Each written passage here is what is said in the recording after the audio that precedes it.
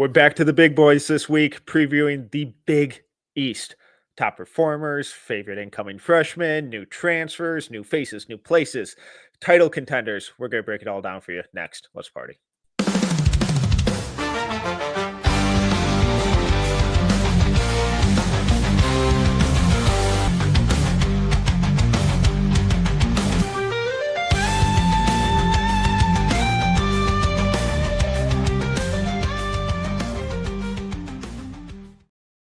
Welcome to another episode of the No Ceilings Podcast. I'm Tyler Metcalf, joined as always by Tyler Rucker. Rucker, how are we doing? Woo! We're doing good now, folks. You can see the excitement. You can hear it every week we pass by, Metcalf. We're so damn close. What people will be listening to this, and it'll be 24 magical days. Well, they'll be through the weekend, and it'll be 3 weeks. Wild. So college hoops, aka draft season, is back. I'm doing fantastic, Metcalf. The Vikings are on a bye this week, so I don't have to worry about Carson Wentz anymore. Yeah. And the NBA is right around the corner. We get people overreacting to preseason basketball. It's great. It feels right. How are you doing? What's more fun? Preseason overreactions or summer league overreactions?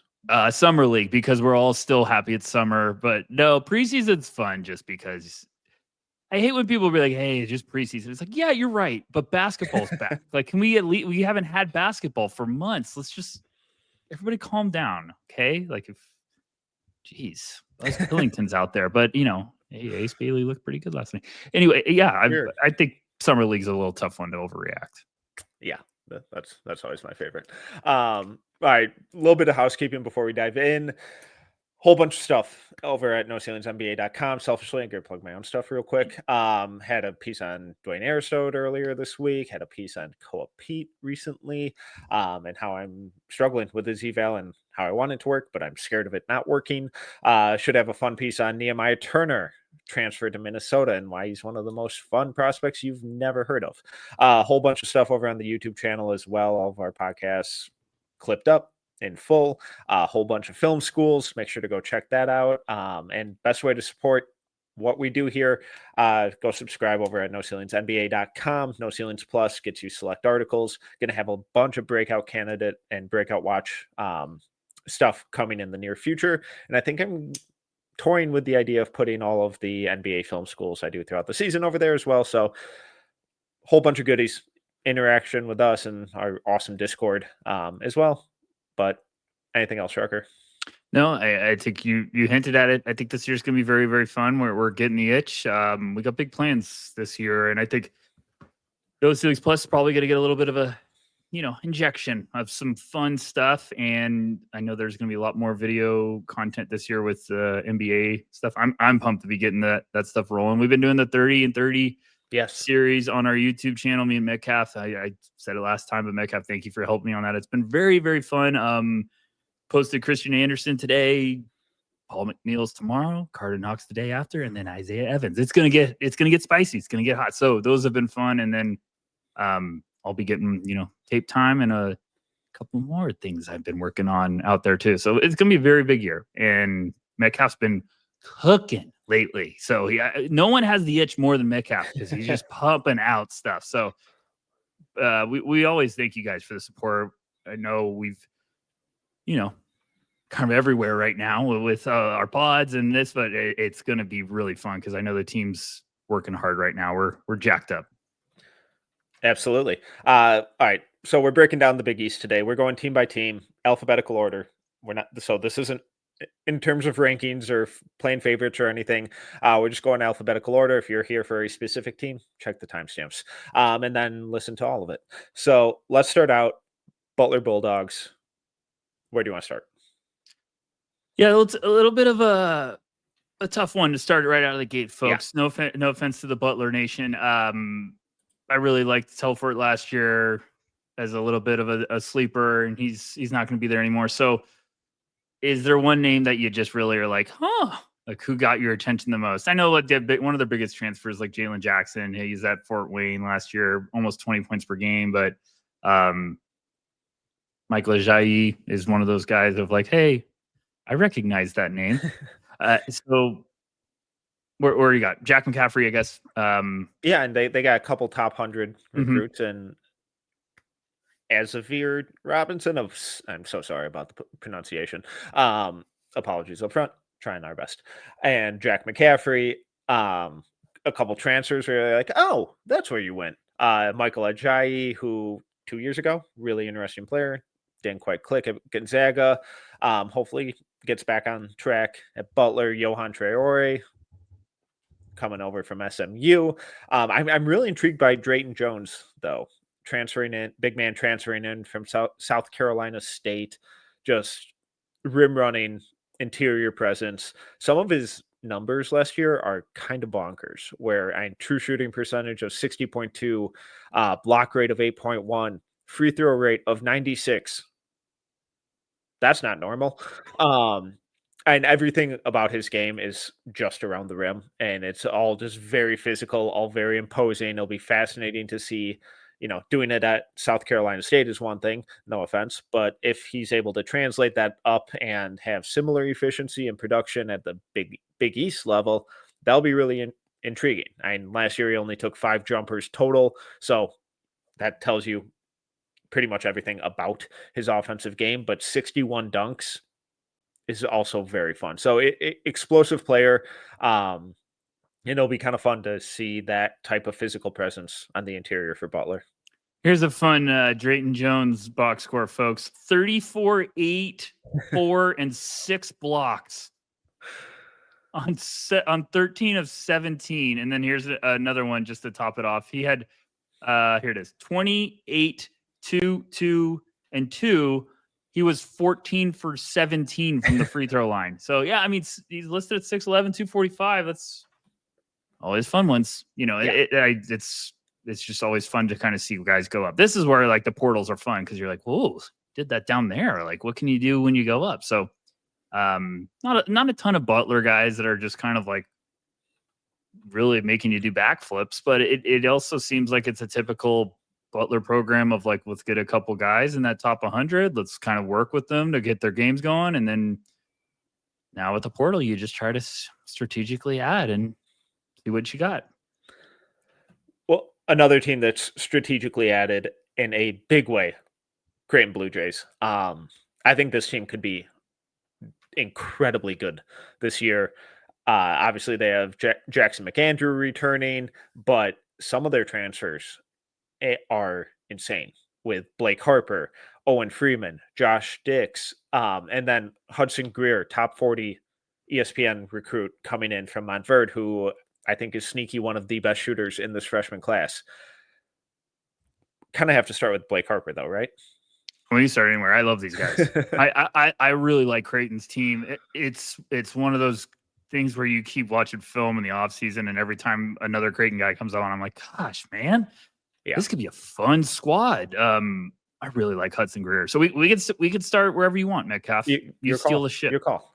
Blake Harper, I mean, I love the guy. Yeah. I absolutely love the kid. I think he's a stud. I think this is going to be one of my guys that I'm just like, hey, I watched him last year and I was like, someone go get this kid. Like he was doing great stuff at Howard. He averaged 19, 6, and 3 last year on 44, 40, 82. And he's 6'7", going to be a sophomore this year. Just the way he played the game last year, I was like, man, this kid can do some stuff. So I'm pumped to see him this year. I think he could really be a big time riser in the draft space. This is the one you want. Like, this is where I love the portal, because I'm like, there is a talent that needs some more buzz, and now he's going to Creighton, Big East, going to be tested. If Blake Harper can look like he did last year, even not the same, but just, efficient scoring, assists, like he's a big body. I got to see him in person. I was like, man, he's big. He's just going to be a problem with guard skills. Going to be really interesting to see. He's one of those players that doesn't seem to force the issue a lot. When I saw him in scrimmages, playing pickup, whatever, just seemed like everything he allowed to come to him, and then all of a sudden he'd hit that switch of being like, all right, let me go get mine, and you're like, ooh, man, okay. So gonna be a fun one. Yeah, it's always fun when a young 6'8" player like that with that type of versatility plays within himself and plays within the team concept and isn't like, no, I got this all the time. Like when they need to and they can flip that switch, love that. But not having it all the time, 24/7, gets a little problematic. But that's never what we saw from Harper. Obviously, he's a little skinny last year. Excited to see how much like strength and weight he's added, because he needs to. But at 6'7", 6'8", somewhere in that range, he just does a little bit of everything out there, and just the diversity of his play type last year combined with the efficiency was really, really encouraging. I know it's at Howard, but when you're that young and that kind of strength deficient, that sounded harsh. It's still impressive to put up those numbers. And now going to Creighton, where they run a really high activity and high octane offense, where a lot of ball movement, a lot of player movement, a lot of you just high demand on everyone basically being able to dribble, pass, and shoot. He's going to have an incredible chance to really prove it's like, no, I'm not just like a sleeper. I'm a top 20 guy. I'm a potential lottery guy. And it wouldn't shock me at all if that ends up being the case, because we saw high usage from him last year. We saw impressive efficiency despite being a freshman. We saw a lot of versatility. So if he's able to replicate that at a Big East level while also showing that he added a bunch of strength, I'm really, really excited to see what Harper can do. Yeah, I have him as a preseason top 20 guy for me. I know that might be a little rich for some people out there, but I've watched the stuff from last year, and this is the typical guy that, it's like, oh, you discover this guy, you finally see him on film, and you're like, he's going to be a senior, isn't he? And I'm going to be like, oh gosh, a senior, he's 24. And then I watch like freshman, what? So 6'7", what? So I just think he's got the goods, and I'm going to know quick. Yeah. If he can adjust to Big East, we're going to find out pretty fast. But I think the skill's there for sure. I think another really important name that if I'm going to be a homer here real quick, I was bummed Michigan didn't get him. Owen Freeman transferring in from Iowa. This dude looked like a monster before he got hurt last year. Ended up having to get surgery on one of his, I think he tore a ligament in one of the fingers on his shooting hand, had that repaired, was cleared, I think late summer for full contact. So should be good to go. But when we look at his numbers at Iowa last year, really just insane stuff from him. True shooting percentage of 64.7, usage of 26.3, offensive rebounding rate of 9.0, defensive rebounding rate of 20.7, block rate of 7.4, just an efficiency monster who also just was able to completely control the interior. I personally was a little concerned about what this Blue Jays front court would look like after losing Kalkbrenner, who is one of the best defenders and most decorated defenders in Big East history, and they're immediately replacing him with a guy like Owen Freeman. I think they have one of the best off seasons. I mean, it hit Portal out of the park. Yeah. And you also look Metcalf of all these guys they're gigantic. There's size everywhere. I mean, we just talked about Blake Harper as like this guard type of wing with, forward size. He's going to be able to do some playmaking at 6'7". Then you get, we're going to talk about Josh Dix, like 6'6" shooter. Owen Freeman, 6'10", 240. Like, he's a big boy. And so it's just like they're going to have jumbo size creators and floor spacers. And then you get the bully in the middle. Like, it's a nice way to kind of replace Kalkbrenner, who like has been so important for that, that team. Yeah, I think Freeman was a big get when they got him. It's like, there you go. You slide him in, and there's your bruising big man downside. Obviously, he's not Kalkbrenner's exact size because that's a gigantic being, but it's still like the idea. You get the productivity, you get the versatility on both sides. Like, I like it. But speaking of size, and then you even have like an incoming freshman in Hudson Greer, who's a lights out shooter at 6'7". You have Jackson McAndrew returning on the wing, who's 6'10", and it's like, oh my God, these guys are going to be massive with the ability to play almost 5 out and just free up the paint, or I guess 4 out, and then just totally free up the paint for Freeman to go to work and generate extra possessions and score without getting doubled. And when they do send the double, then all right, cool. I'm just going to spray it out to one of my 4 awesome teammates who are incredible shooters. Where you are with McAndrew, because I think he could be a real legitimate sleeper going into the year. Last year was basically purely a spot up shooter, play finisher, really high volume 3-point shooter, 14.6 threes per 100 possessions, only 35.4%. But I think that percentage speaks more to the volume and the difficulty rather than his capabilities. At 6'10", I think there's a lot of really fun upside with him. And I'm just fascinated to see if the leash is taken off a little bit and he's able to do a little bit more than he was last year. I mean, there's a lot of guys on Creighton's team I have on my list that's like, hey, watch out because someone's going to really impress early on. And also just like, it's like shooter's paradise for this team because of how much floor spacing they're going to have. And it's like Blake Harper could shoot it too. Yeah. So like, I think he was at like 40% last year on lower volume, but he's also going to be smart enough to be like, look, hey, I'm going up in competition, but look at the spacing I have and look at all these weapons I have. So that's why it's like this team could really do some damage. I think a lot of people are talking about like, Iowa and all these teams that are like, yeah, they look at wagons, Florida, but like get to the dance. And Creighton, if they're just having bombs away from downtown with all these shooters, Hudson Greer, I really liked watching his film. I was like, man, this kid could play. So I don't know. You're asking me about McAndrew. I just think 6'10" shooter. Like if you're going to get another shooter out there and you're also with the lanes they're going to have, like, could he take advantage of that and try to get downhill a little bit or maybe he's spotting up and everybody else is, attacking the defense and he gets to get some easy shots. I don't know. This is what you like to see. Like, 6'10" sophomore, like what, last game of the year, he had 12 and 6 against Auburn. All right. Yes. Sorry. Okay. I hate how some places formatted stuff. I'm with you. I think the shot's there, but when you have that size, we're always going to be intrigued by, you're gigantic and you can shoot. But it's if you can unlock one more part of your game, I think that's where we really get excited as evaluators. Because when you're that tall and you can shoot it, you don't have to add a ton to get us intrigued as scouts and evaluators. But if you can really show like, okay, now this is part of it, and you're more consistent, with the production, I think that's where you can be buzzing in a hurry. Do you agree, or what do you think? Yeah, and just the cherry on top of all of that is Josh Dix coming in to run point and run the show at 6'6" and a 42% 3-point shooter last year. It's just an insane amount of offensive talent, but also like feel and IQ and instincts from every single position, because all of those guys that we've talked about, we've gushed over their shooting and their floor spacing, but they're all guys who take care of the ball and make the right read and make the right play and play within the team context and execute their role to a really high level.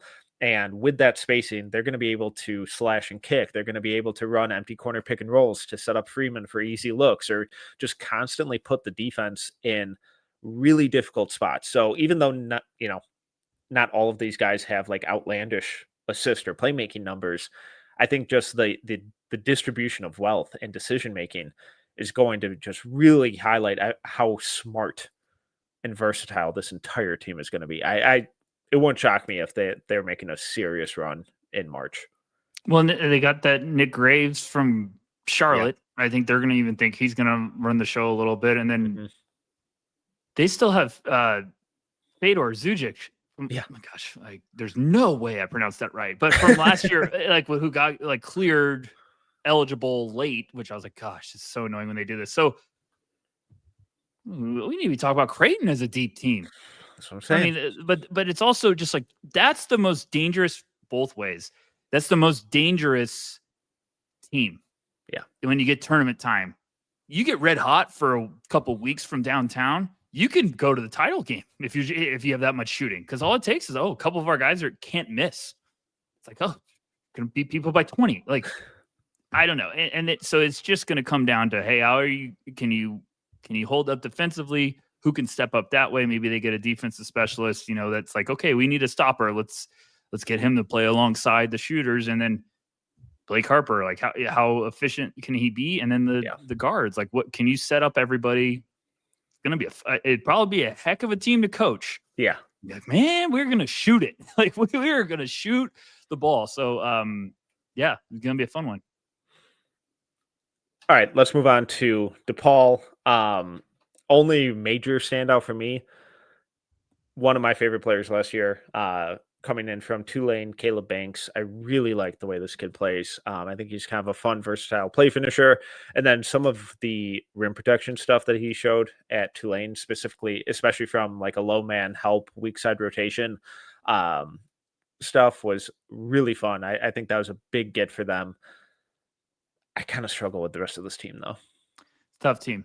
It's a tough team. They've got a couple guys returning that are like, hey, maybe they could take one more big step. CJ Gunn took a huge step in terms of his sophomore to junior year. So you're like, hey, maybe we can get one more. But he was 3 points per game as a sophomore in 12 minutes. Last year he was at 12 and 26 minutes. So you're wondering, hey, maybe one more, because anytime you're 6'7", 200, you'll get the attention. But other than that, DePaul's just kind of been like we're waiting for that turn. And like I would put Layden Blocker right at the top of that list. It was like, just make that leap, please. Because even coming out of high school, he was so fun and shifty and creative as an on-ball creator. And we saw some of that in his playmaking last year. The scoring's just never gotten there. And last year, just true shooting percentage of 50.7, 33.7% from three. Not good enough.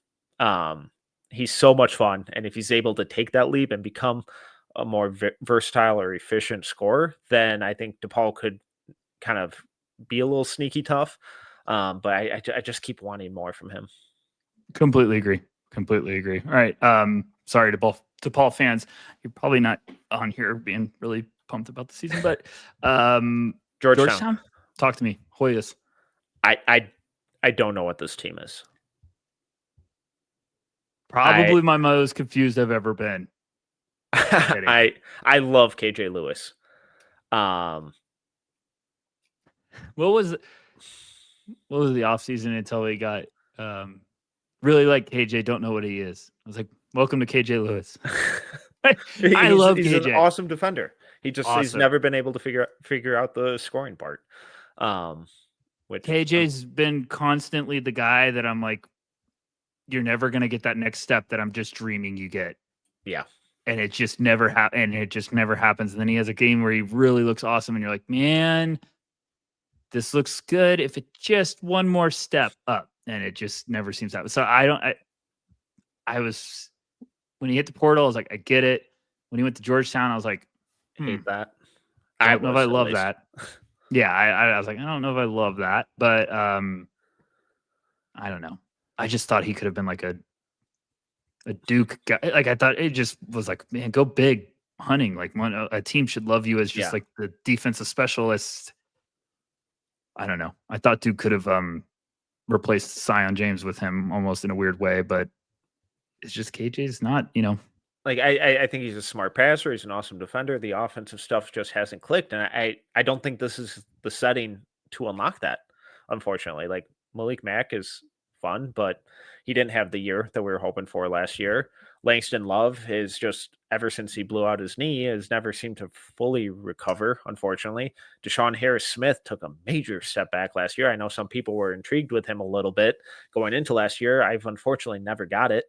And this team feels a lot like, oh man, like if this guy takes a major leap, but when 80% of your roster is like, oh, but what if? I think you could be in a lot of trouble. It's an island of they didn't work out. Let's try a new place. Because there's a lot of guys that just didn't. Like, last year was like, oh man, they had a tough year. So they're just like, all right, let's go to Georgetown. But like, here we go, Rucker. Vincent Iwuchukwu from when he was at USC, I really liked him. I was like, oh man, this is gonna be a fun one. And then he had the health problem. It was the heart, right? Yeah. So like, he was at St. John's last year, didn't really play. Like, so now he's at Georgetown with Malik Mack, and like you said, Deshaun Harris-Smith. People were intrigued, just didn't work. But like, Love, I feel like has been in college for 14 years. I just it's a weird team. It weirdly could be competitive, but it just seems like you're really the odds are stacked against the house is against you right now. It wouldn't shock me if like in their big games they're one of those teams that's able to really muck it up, make it a really gross watch, and keep it close for like 80% of it, and then just not be able to hang on. Yeah, And it's a and team they're going to lose 58-51. And it's it's just going to built. be gross. Yeah, it's built like a team that just wants to make it a backyard brawl. Right. And then when it gets to a point of like, well, that's great until you have to get to a point where you need someone to take over offensively. And it's like, what is that going to be? Malik Mack? Okay. But who else? Yeah. You do have to have another guy if that guy's not cooking. And it just seems like they have a lot of guys that struggle to shoot or, so they're going to have some really good defensive spacing on teams. this team could be a disaster. Yeah, it could be. Like we just gushed over Creighton spacing. This one feels like it's could resemble the spacing of like the 1960s. Yeah. I love the Bob Cousy drive-by basically era. I didn't say his name. No, I know what you're saying, but and then like my favorite is incoming freshman Nunn. That's really tough. Like it's just tough. You're Georgetown. You can't get anyone. It's really tough. What are we doing? So I mean, maybe you're hoping one of these returners is going to step up. I think Sorber being as good as he was that quickly, I think I'm assuming probably threw things through a loop. I'm guessing they weren't quite anticipating that, but that's the sport. Like, that's what the money's for. Figure it out. All right. Anything else on Georgetown? Or are you good?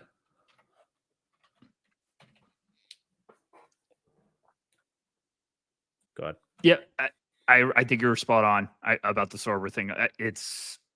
I'd even heard. I think they were pleasantly surprised of how quickly, and they were trying to at one point see if Sorber would come back, and then I think they've eventually realized this big boy's gone, and they were proud of it. But I think you're looking at this team right now, and it's like, oh, if you had Sorber in the middle, things would maybe change a little bit. But it's maybe they're hoping to leap.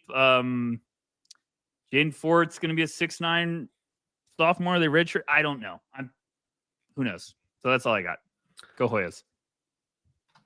Okay, let's move on to Marquette. Obviously losing Cam Jones, David Joplin, but have Chase Ross returning. Never going to quit Chase. Always a fan. Big fan. Still think he's going to have a big year. Thought he improved a ton last year. Just can we get the outside shot a little more consistent? The defense rocks, the passing and the slashing and decision making took a huge leap last year. And then they have a couple incoming freshmen that I'm really, really intrigued with. Nigel James coming in from Lehigh. I love this kid. Shot needs work, whatever. His creativity, composure, playmaking, rim pressure, all of that kind of stuff is so much fun. He reminds me a lot of like Ryan Nembhard, especially at this stage when Nembhard was coming out of Montford. And then Michael Phillips II is a really intriguing wing as well. I think is definitely a long-term guy, but similar vibes to some of the wings they've had in recent years. Kind of like Chase Ross, where defense looks really solid. The shot looks really solid. Handle and all that on-ball creation and whatnot need work, but from a 3-and-D standpoint right away, I like a lot of his tools. Their freshman class looks like something that Georgetown should have done. Yeah.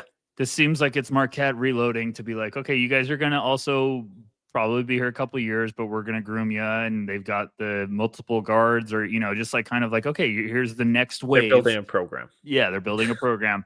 I love Chase Ross, man. I still think it'll be a fun year to see what type of step he's going to take. It seems like they've kind of done a nice job each year of, I mean, it's tough for some of these guys, but it's been like, okay, like they went from Kolek passing the torch to Cam Jones and then Cam Jones passing the torch to Chase Ross. So I think Chase Ross is probably going to realize like, hey, this is a really big opportunity for me to kind of be more of the guy. And you've seen his numbers steadily climb each year. And if he could get that 3-point shot to flirting with 40%, I like too much of Chase Ross. Corey wrote an article about him a couple years ago, The Thrill of the Chase. I've been a fan. Be a guy if I was in the front office, 2-way, 100%. Oh, God, yeah. At minimum. Probably would draft him in the second round at some point just because of the versatility he gives you on the defensive side of the ball. And then offensively, I think he is comfortable with what he is. So this year, I'm excited to just focus there offensively and be like, hey, you might take a big step offensively and it hurts the defense a little bit, but I know what you are. So it might be just like an energy consumer that's like, well, the defense came back a little bit, but it's because right, he's really making an effort offensively to be the guy. All right, Providence Friars. This is kind of another team that I'm struggling with. I'm intrigued with a couple of these. Okay, go ahead. So I think Jameer Jones, incoming freshman, is kind of fun. Really kind of fun slasher, off-ball scorer, off-ball creator. Can create a bit of havoc and chaos on defense. Defensive consistency needs work. Falls out of his shot a little too much. Needs some refinement, but he's kind of fun. I'm intrigued with him. Jalen Harrell as well showed some stuff. I'm pretty sure he was on the same AAU teams as Nigel James and London Jemison and Dwayne Aristode. I could be getting those mixed up, but regardless, I remember his film being a lot of fun. Who stood out to you though? Jones really kind of got me like, oh man. But I don't know if it's going to be right away. But man, when watching his stuff, he plays like he's a power forward that wants to dunk on everyone because he's just constantly looking for a way to get at the basket and challenge someone. And he plays with like power, and he's got a build and a combination of like power and strength for a forward that's just at the high school level. You're just like, man, he just is ready for anyone that tries to challenge him. I just think you got to the shot always, but especially there, it's just like, hey, that could last in high school, but I mean, I think it's workable. It's just he just like falls out of it a little too much. He has that snake bite release. There we go, words. A little too much. So I definitely think it's like I think the foundation is encouraging, but just some. I'm trying to be better about this. We had someone once comment on the snake bite comment and say, what does that mean? So that means when you're shooting, you don't hold the follow through. You just like quickly, it's almost like a jab back at it. So if you're listening, that person that commented on it, there you go. I hear with you. It's watching his tape. It also just seems like a guy that understands, like, I'm stronger than everyone and I'm athletic. I'm not going to just shoot. I'm going to get to the basket, which I sort of love, but yes, like then the shot eventually comes around and you're like, okay, I could see why you're just trying to get around the basket. Big time power leaper. Like he's going to be that athletic wing or forward. I mean, he was listed at high school at 6'6", 220. I think Providence has him at around 218. So I don't know. I like the tools. Jason Edwards transferring there. I got Jalen Harrell too, and I don't know. Providence is probably going to be a little tricky, but it just seems like there's some names that I'm like, I'm going to keep an eye on it. Keep an eye from a distance. All right, Seton Hall. Where do you want to start?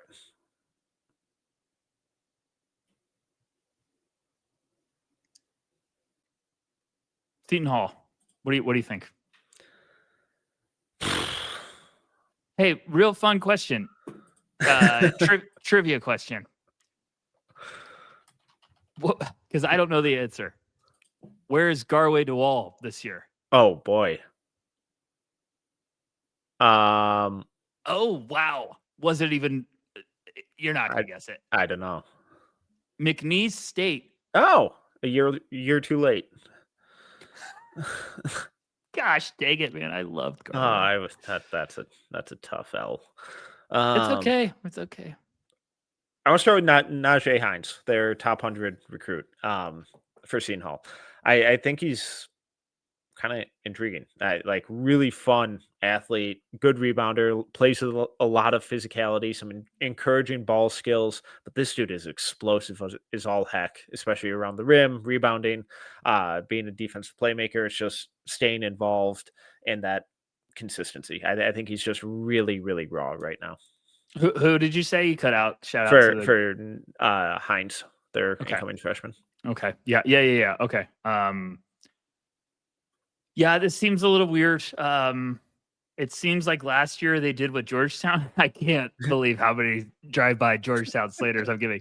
It seems like they're doing what Georgetown did, or last year they did what Georgetown's doing this year. Because let's play another round. Scotty Middleton. Where is Scotty Middleton this year? McNeese. I don't know. Tulane. At least he went to a beautiful campus. Yeah. I don't know. It seems like they're just kind of doing like okay, let's get another round of transfers, see what we got here. Adam Clark, Elijah Fisher. I got nothing, Metcalf. Yeah, none of these guys move me. It's all out of okay. Let's move on to St. John's. Speaking of transfers, holy cow. Floor is yours. Where do you want to start? Quick question. Is Bryce Hopkins healthy? I think so. I hope so. I'm sorry for any of the Red Storm faithful out there that you're listening to this and like, these guys don't even, just come on. We're making our rounds. We're talking to people who've been, at practices. We're getting the intel and stuff, but I love Bryce Hopkins. I don't, hey, health concerns wise as an NBA prospect, fine. But like, man, if he's healthy, that's just a beast for St. John's. So I hope he's healthy. But there's a lot of transfers for this team that are actually really intriguing. I don't know how this is gonna all fit together, but that's also why you have Rick Pitino. That's my analysis. That helps. Well, one of the best college coaches ever tends to help because on paper, I kind of hate this team. The more you look, it gets a little ugly. I get why you get excited. You know what it is we're year 2 Pitino St. John's. Mm-hmm. It gets you excited because there's some big names, and you're like, well, look what we did last year. Now we got some bigger stuff. Pitino's going to figure it out. There's buzz. It feels like the polar opposite of last year's team, where like last year they played really good defense and they got bounced because they couldn't buy a bucket. So they're like, all right, we're going to go get every bucket getter we can think of with Josen Sanan and Ian Jackson. And it's like, who's going to run the offense? Like, who's just going to make the simple plays? Who's going to do the little things? Like, I think Dylan Darling is really intriguing. His numbers at Idaho State last year were really impressive. And if he can translate that to Big East play, that's going to do wonders for their team. I remember over the summer, there were rumblings that Ian Jackson was going to be playing point for them. I hope it works, but from what we've seen, I hate that. We've heard rumblings that Osiah Sellers transfer from Stanford is going to be playing point. Not a huge fan of that, having a guy with an assist rate last year of 7.9 run my offense. I love Zuby Ejiofor. I love Zuby. He took a big leap last year and looked so good. I think he's going to be a really, really solid player. Like in a vacuum, I think there are a lot of really good players on here. I just have no idea how they fit. This is going to be a little spicy. I think Zuby could be their best prospect this year. A little spicy. Are you talking just this year or in general, like long term? Maybe long term. Oh, okay. I like Zuby. I like Zuby. Look, there's going to be some people that are Sannon fans, Josen Sannon. I can never say his name right. There's going to be some Ian Jackson truthers out there. I like Ian Jackson. I don't know how it's going to work here. I was optimistic. I think maybe now that the rumblings that he might not be the point is like, actually, I might be more pleased with that. Yeah. With all these guys they got in, it seemed like Pitino was going to be like, okay, who am I going to trust and who's going to buy into being the table setter? If Sellers is the guy, you're really putting a lot on him to all of a sudden shift from being more of a score first guy to setting people up. I know you got some advanced numbers on that, but the last thing I will say is, like, if you get Zuby and a healthy Bryce Hopkins, that could carry you. That could get you far. Yeah, it could. So, and then that might be the best front court in the Big East. If you're healthy, I think it's the best front court, it's because up there. Bryce is a monster in college. Yeah. He's an absolute monster because he can shoot it. He's bigger. He's stronger. But you just got to keep him healthy for a full year. And then Zuby's going to be a really good player. I know he's a little undersized, but he's just tough. And but he moves well. Yep. The game slowed down for him so much last year. Yeah. So when I say maybe their best prospect, it's more because I'm saying the other guys might not really be living up. And I'm more saying Zuby might be a solid rotation guy that really just makes a long career at the next level because of, like, the things he can bring to the table. But I don't know. Like, Dylan Mitchell's there. Yeah. Is it going to be Dylan Mitchell time? Like, is that why he's transferring? Dylan Mitchell time. Fun defender. Love the defense. Love the athleticism. But he also needs someone to set the table for him. And if everything we're hearing about who's going to be the starting point guard are three guys who had single-digit assist rates last year, riddle me that. That'd be amazing. Can we get Rick Pitino in the Riddler costume? Like, why is this not clearly Dylan Darling's job? An assist rate of 35.4, turnover rate of just 14.7 last year. With the use of Idaho, 29.3. He was at Idaho State last year. So 6'1", 175, 19 a game with 5 assists. Is this all just a smokescreen, or does he look that bad, or have these other guys taken a major leap? I don't know. Preseason quotes always get a little scary, but the one we saw was, I'm sorry, I just closed it for whoever said it, but it was saying Sellers is, or I think Pitino said Sellers is the leading candidate to be the starting point guard, or is the starting point guard, and said that Darling was going to be the backup point guard, which was like, those are very direct quotes. Yeah. 24 days away from the season. So I guess they're going to start with that. Do they finish the season that way? Maybe not, but maybe you're thinking, hey, the first team's going to be with Ian off the ball or something. And then the second team's going to be with, I can't say his name, Josen off the ball. Like, I don't know.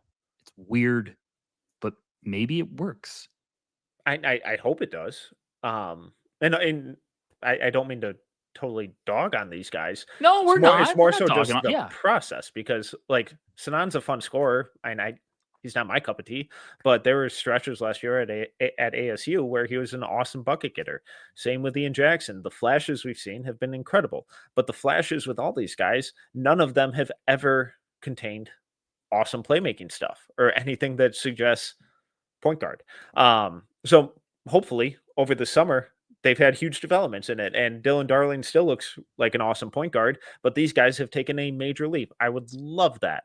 But based on what we've seen in their time in college at other places, I don't get that impression. I still think I know I said earlier, hey, spicy take is Zuby could be the best prospect. It's going to be Ian because of the background, his success in FIBA, Captain Jack. Like, I just think I saw him at Formula Zero this summer. There was a clear emphasis every time he played 5-on-5. I've seen him 2 years in a row. And in 1 year, there was a clear emphasis when he was playing of, like, trying to set the table. So it's clearly he was working on. I love that. Yeah. So did it not go well? Or are they going to be like, hey, Ian, we're going to get you your buckets, but you also got to be able to run some sets off the ball. Like, if we ever get the ball, and you got to be able to make decisions. But I still think Ian's going to have a big year because I think he's got too much firepower. And he still shot it really well at pretty high volume last year. It got to a point where they're like, hey, we have to play this kid. He can't miss. So if you get Bryce Hopkins and Ian cooking, that could carry you in a game. And then you get Dylan Mitchell to really just beat the crap out of people defensively and be a lob threat. And Dylan Mitchell, just let him be him. Don't try to make Dylan Mitchell something he's not. No, just go let him be Jared Vanderbilt. There you go. So that's where we're being blunt to start. But if you're St. John's, if you're a Red Storm fan, that's where you get excited.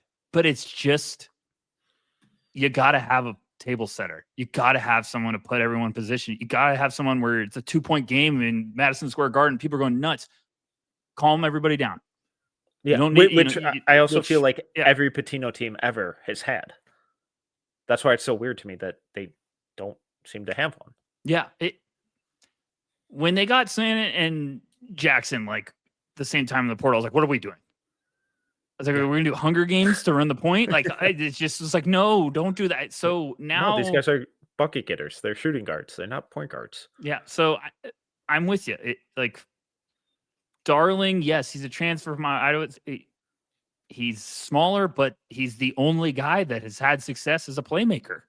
Yeah. Almost 20 a game with almost 6 assists a game at Idaho State. Like you'd think, okay, like, but maybe you're just going to do the Rick Pitino special of like, okay, guy in, guy off. Like we're just going to keep throwing different looks at you, ride the hot hand. I don't know. And maybe they just play at a pace where they don't need to overly rely on a half court offense, and they're just going to go and run and push it. Which then makes sense. Could So make sense with Ian Jackson and Dylan Mitchell. And that's what I would think if you're Pitino, you're trying to sell. We're going to run. Imagine. Yeah. And if we don't score right away, we're going to give it to the big man and he's going to go to work. Or you're just be like, we're going to run and you guys are going to get shots up and we're going to run people out of the gym. They can do that well. Yeah. Yeah. They can shoot it. So I don't know, Mega. It's just which at the very least will be entertaining. Yeah, it's going to be an entertaining team for sure. Yes. It's just if Hopkins isn't healthy, the excitement level of this team really goes down for me because I'm like, man, this could get ugly. Ruben Prey's not doing it for you anymore? No, he's not there. But maybe he's a breakout guy. I don't know. That's all I got. All right, let's move on to UConn. He's got a lot of talent too. Shocker. Where do you want to start with them? I love this team. They're fun. I think this is a bounce back year for UConn in a big way, Metcalf. I'm not just like I really like the returners. I really like the incoming guys. I love some of the freshmen they've got. I feel like there's just guys that really fit together well this year. And then there's Alex Caravan. I'm kidding. You tell me, set the tone. There's a lot of names I like here. And we got to start with Braylon Mullins. Yeah, we got to start with Mullins. All right, this kid rocks. I think he's going to be no drive-bys. This isn't a drive-by. I'm just saying, I think he's going to live up to the hype better than what like UConn fans wanted McNeely to be last year. I think you're going to I think he's going to be, if they stay healthy, hopefully, fingers crossed, I think he's going to be in a better situation for that. I think Mullins is the top 7 pick right now. I think this kid rocks. I think he's going to be a monster. He's a vicious shooter. He's got good feel. He's got some bounce. I mean, he just can bombs away. He's a really quick relocation guy. Like he can lull you to sleep. He's got like that explosive off-ball movement where it's just like, oh man, he really can like. You see a defender be like, oh crap! Like he cuts to the corner, like, and he just quickly can get balanced. Shot gets up really quick. I think he's just going to be a monster. I think he's going to be really good with this team, with floor spacing and everything. Yeah, and it's that off-ball movement that you don't expect to see from a high schooler. Where just like his understanding of like when to go over a screen or when to sink back to the corner or like how his man is pursuing him off screens. It's really high-level stuff, and then he's also just really composed once he gets the ball too. Like this is going to sound really cheesy, but like the way that the way that he like operates off of his pivot foot is really fun, and he's just really aggressive with jab steps, great balance off of it, explodes off that first step, gets to his spot. Not like an awesome playmaker, but there are enough flashes where I think, all right, and there's room for growth here for it to be an actual tool going forward. And then at his size, he's got some bounce to his game too. So when he gets it downhill and he gets that free lane to the rim, it's not just a below the rim finisher who wants to live on the outside. He's not afraid to put guys on posters. And then to cap that all off, he's a really good defender. Like I have some questions about the foot speed, ultimately, at an NBA level, but the fundamentals are awesome. He consistently locks guys up, needs to get a little stronger, but plays with physicality, really attentive. and communicates really well off ball. I have him as a top 10 guy right now. I think he's a problem. Yeah. I would have a nightmare defending him because it is the ultimate little things guy. Yeah. Offensively, it's like the off ball movement when you see like exactly. I had the same thing, like off ball movement as a high schooler. You don't see this often. Just the way he cuts around and like understands when guys fall asleep, like that split second where he's just like corner, I'm fading to the corner, and the guy, oh, what the heck? Where did he go? Like, but I love that you bring up the footwork with the jabs. Like I watched him get he caught a pass, didn't dribble, like threw 3 jabs at a guy, and I think created like another 2 inches of separation, and then just pull up, like shot a 3 right away. I was just like, you don't see guys do that anymore. Like understand how to use jab steps to create, sell. I think he's just really good at like, okay, I'm cutting through, lulling, boom, I'm flashing the corner. It's like that. Those guys are also effective at the NBA level because no one old wants to deal with that all night. You don't want to deal with this. Like this kid just won't stop moving. So yeah, he's got to hit shots. He's got to be efficient. All that stuff that we're looking at this year. But his shot's gorgeous, and I like the playmaking. I think it's just exactly what you would want it to be.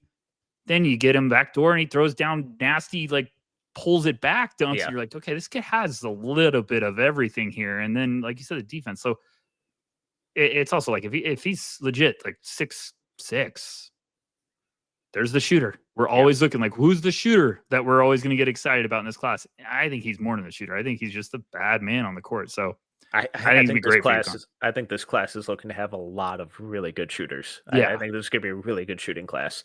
But along with him, a couple other freshmen incoming. Eric Reeby, top 30 ESPN recruit. More of a finesse big. I think he's going to be a really fun complement to Terrace Reed. I would expect that they throw out some 2 big lineups because Reeby's a little more of a floor spacer, really good shot blocker, had a solid FIBA showing. We saw him at Hoop Summit. Wasn't my favorite initially, but got better as the week went on. And I think he's got some fun tools long term. And then Jacob Furphy, speaking of FIBA, had an awesome FIBA tournament. Fun defender, really good shooter as well, smart player. They got a lot of talent coming in this freshman class. Yeah, they got a lot of talent, and they got a really nice set of returners too. That like I like Solo Ball still. I like Silas DeMary coming over from Georgia. I'm really intrigued with, man. I like him. Little 6'4" guard. I was trying to see what Reeby's listed at because I wanted to stick with him for a sec. Is he? I think he's a footer. Jeez. Is he like 7'1"? Well, he was listed at 7 foot 215 out of high school. He's now 7'1", 260. Because I was about to say, like, I'm just waiting to see if Reeby. Where did those 30 pounds come from?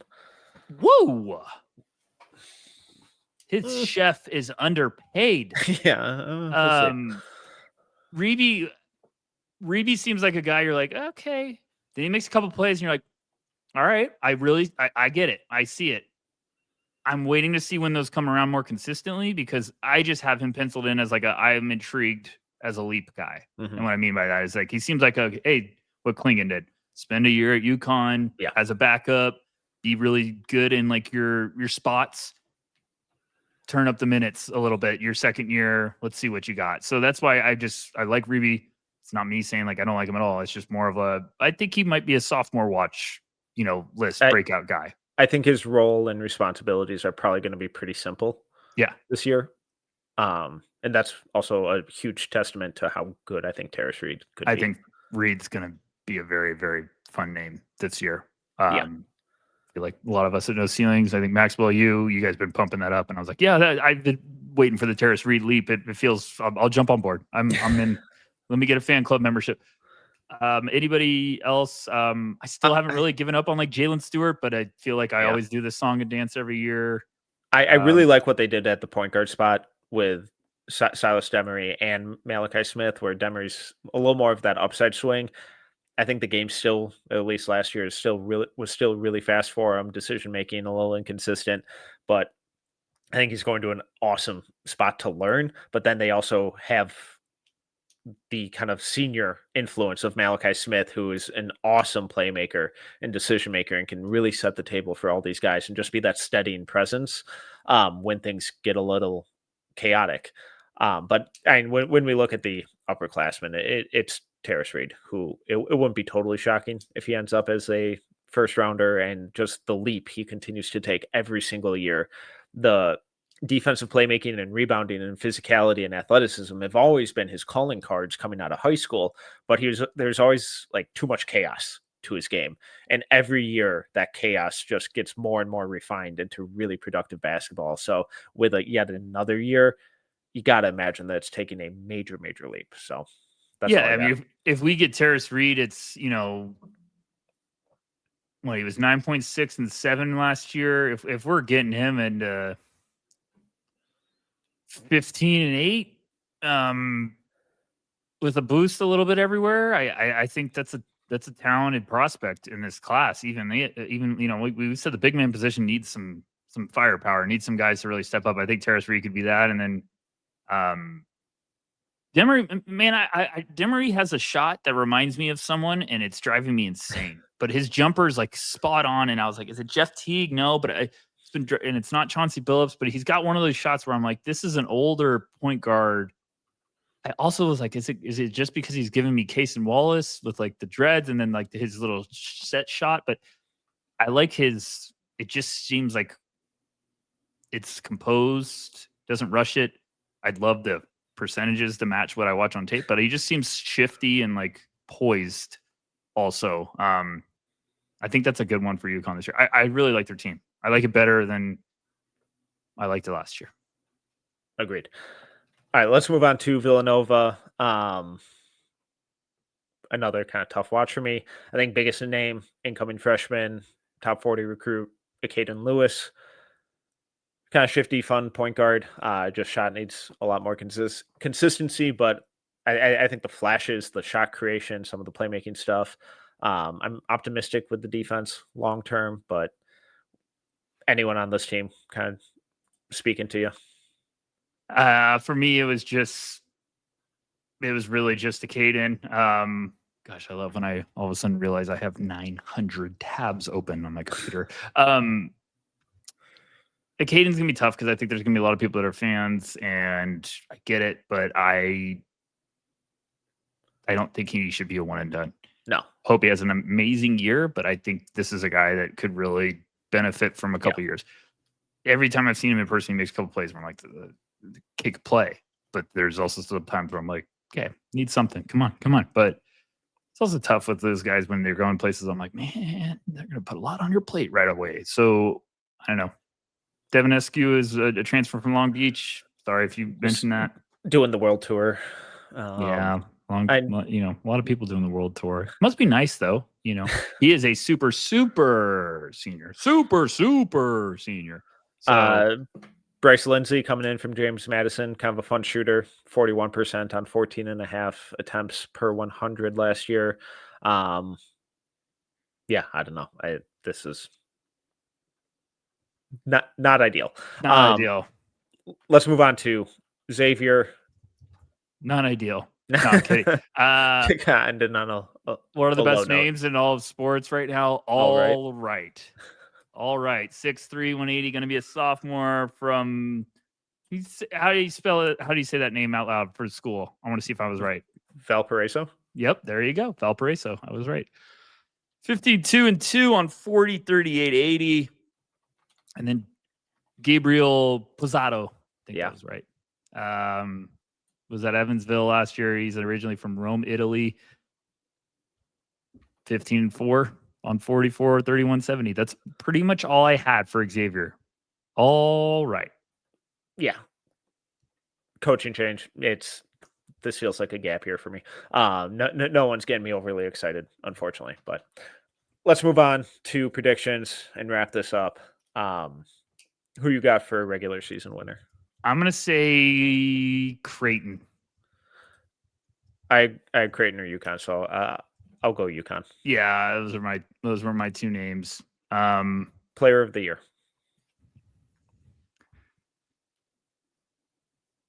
I'm gonna say I'm gonna say Braylon Mullins. Oh, freshman. Okay. I'm gonna go Owen Freeman. Oh, that's probably a better one. I'll just say it because I already made my. Okay, so I'll say Braylon for that and freshman of the year, obviously. Oh, yeah, I'd Berlin for freshman. Okay. I'd be pretty surprised if it's not. Who'd you go best transfer? I had Blake Harper. Oh yeah, come on, Blake Harper. We all know this. But also, if I'm going player of the year as a transfer, Owen Freeman should probably be in that conversation as well. That would have made sense. Most improved. Yeah, that'd be a tough award to win if you didn't win. Most improved. I went Terrace Reed. That's probably a good one. He's also number 2 for me on player of the year. I'm gonna just say, because I want to mix it up a little bit, so we're not just going like UConn, Creighton. I'm gonna say Chase Ross is the most improved. Oh, I like that. And then highest draft pick. I'm gonna say Mullins. Yeah, pretty straightforward for me. All right, anything else on the Big East? I mean, who player of the year is always really tough because I feel like a lot of the awards people will lean towards upperclassmen. I mean, they might as well get something, right? So I guess if he's healthy, we could have probably put, Bryce Hopkins in it. If he's healthy, I think that could be a sneaky one. Same with Zuby if Hopkins misses half the year. Yeah, and I thought maybe it's a big year for Josh Dix. Maybe he could be best or most improved. And then I thought UConn's gonna have one guy that we're not, I feel like Solo Ball could really be a pleasant surprise this year. The Big East has a couple of teams that are really exciting, and then other ones I'm just like, man, we need the Big East back. We need to bring it back, folks. So that's all I got. All right. Well, he is Tyler Rucker. You can follow him at Tyler_Rucker. I'm Tyler Metcalf. You can follow me at Team Metcalf11. All our stuff over at NoCeilingsNBA.com. Best way to support us is go subscribe to No Ceilings Plus, exclusive articles, access to us. We're going to be doing watch-alongs and stuff with plus subscribers this year, specific video content as well. It's going to be a fun year. Can't wait for it. Appreciate all you listening. Make sure to rate, review, subscribe, 5 stars, all that good stuff. But until next time, see ya.